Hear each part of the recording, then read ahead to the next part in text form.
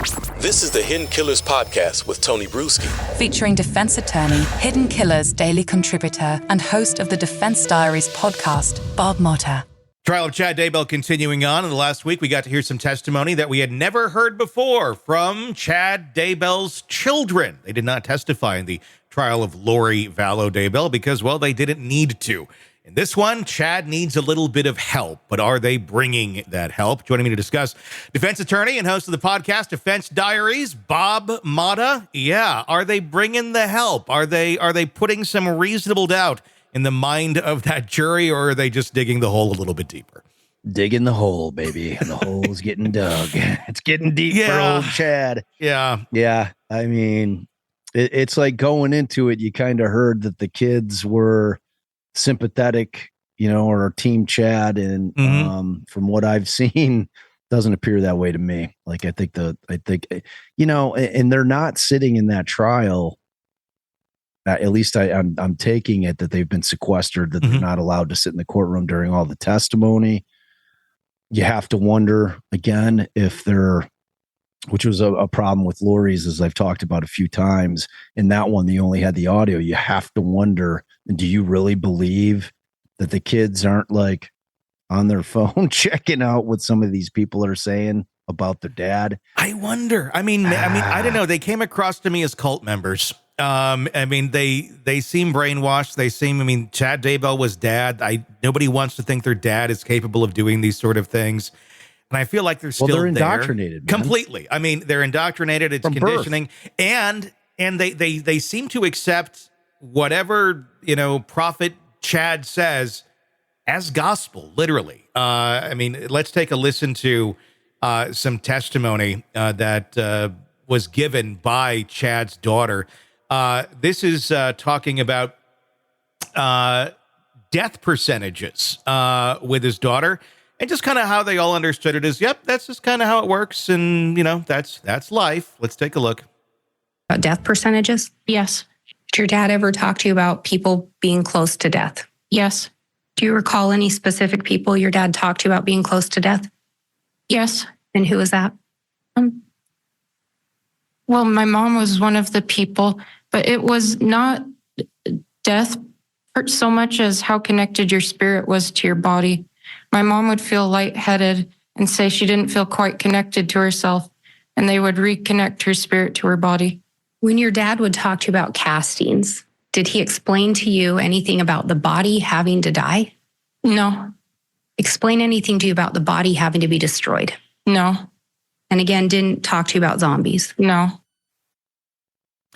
So it's an interesting one where it's just kind of like, here's light and dark. It's how it works.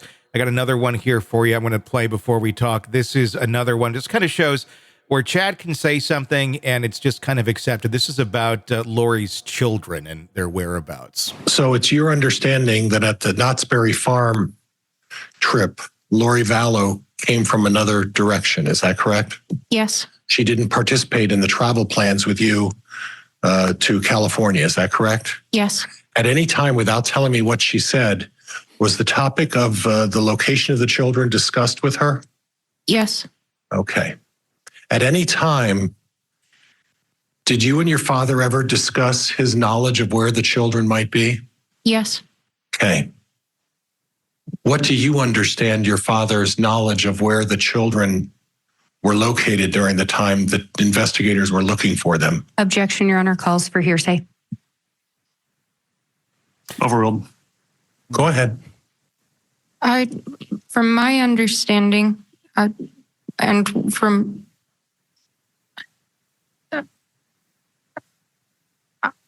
I was told that the children were in a safe place. Okay. And was that understanding through your discussions with your dad? Yes.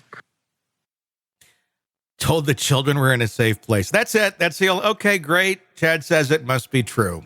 I don't think these are great witnesses for Chad. These are not. Look, and this is as good as it's getting. Yeah, that's true. That's what I'm saying in terms of like digging the hole. It's like they're not helping, because like the only thing that is completely evident to me is that Chad was feeding his kids a line of shit. you know, and they're the easiest subject matters to get to eat that shit. Yeah. Because they've been indoctrinated, as you said, like since birth. Yeah.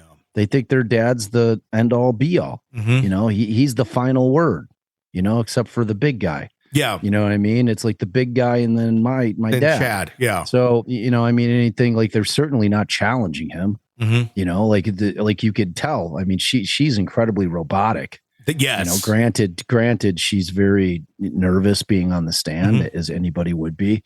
But just in terms of you can tell her persona is so muted.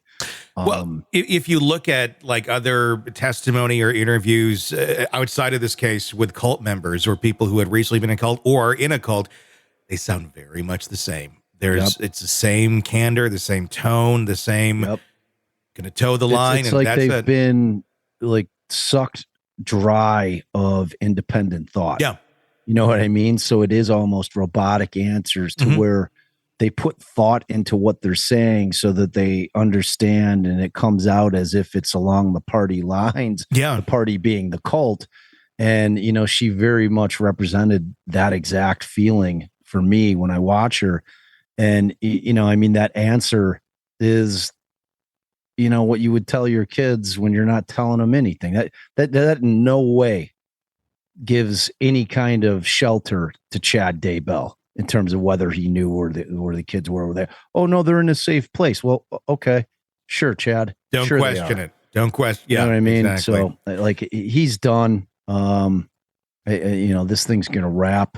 Like, I think it's gonna be a very quick verdict. I don't think there's going to be much for the jury to deliberate on. You know, I think the bigger question will ultimately be the sentencing phase. I think that's going to be a much bigger deal to the jury to figure out whether or not they're willing to sentence him to death. If it works that way out in Utah, I don't know, or in Idaho rather, I don't know if that's left up to the jury in terms of the sentencing, or if that is like every state's different. Like some states have a 3-judge panel.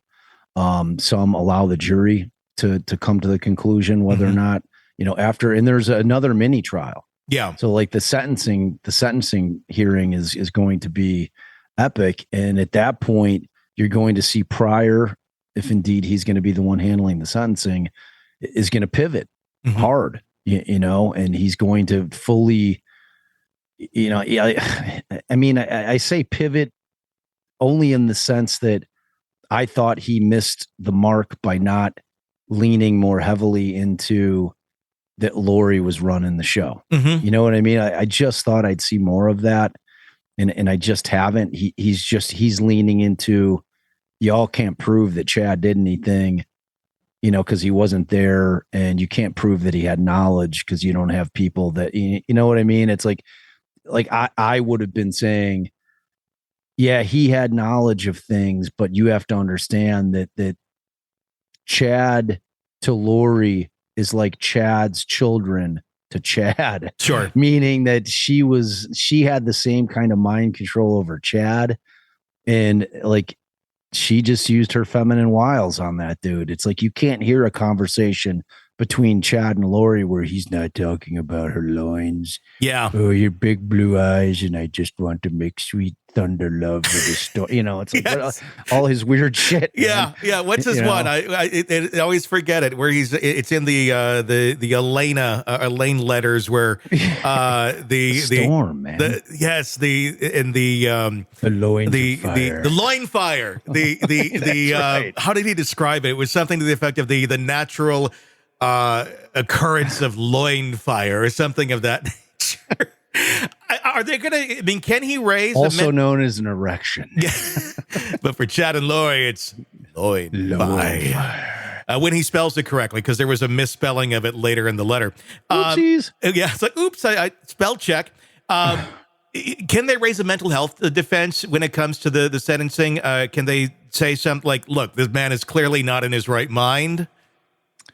Not really, man. Like, that would have been in the underlying case. Like, insanity is not, I mean, certainly they can bring in some medical experts to try to mitigate. Yes. Yeah. So in that sense, I mean, they're going to have to. That's all they're going to have. Yeah. But really the question becomes if they didn't raise it at trial and put on any witnesses. And like I told you episodes and episodes ago when we were first talking about when the case was first starting, that they have this one carved out exception in Idaho regarding like a mental defect aspect. You can't bring insanity, but you can bring in a mental defect that he could not form the requisite intent because of this mental defect.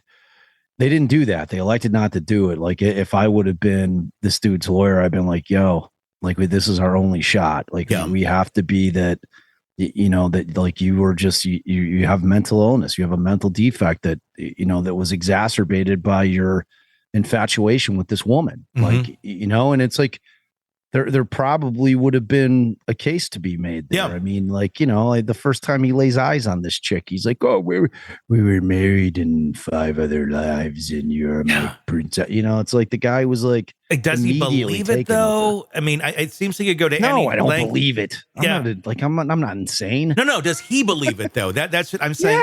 Yeah. I think they both believe it. Yeah. Like I really think that Lori believes it, and I think that she found the like her partner in life and in crime that also like actually believe this shit. Seeing those kids on the stand made me think as well. Had this little cult continued forward, I think they would have been next. His kids, because they're so robotic. I mean, unless they were so in line, Tony. You know what I mean? Yeah, but as long as he's got an insurance policy and that money runs out, and. The bigger point is that Lori would have seen them as an impediment. Yes. I think talking Chad into killing his own kids would have been a difficult task, as it seemed from a lot of the conversations that Chad wasn't super hip on the idea of killing Tammy. I mean, like you could really sense in a lot of those conversations that and specifically emails that she was really pushing him to do it. Like especially the email like, oh boy, it's a real shame we can't be together, because of this impediment thing. And he's like, yeah, it's really unfortunate, but nature will take its course. Like, and she's just like, yeah, like I don't know if I'll still be here. So it's like Chad being nature. Right, exactly. It's dark. Super dark. I mean, we make light, but we're not making light because a lot of people lost their lives. But it's just like kind of like it's another one of these cases that just belies logic or defies logic rather. And it's just like real life is stranger than fiction, man. It just is. It's like we see it over and over and over again. It's like the atrocities that go on with human beings in this world is like never ending. Like people stop at nothing, to like get what they want in this world, whether it be money, women, power, whatever it is. People will go to great lengths and do crazy shit to accomplish it.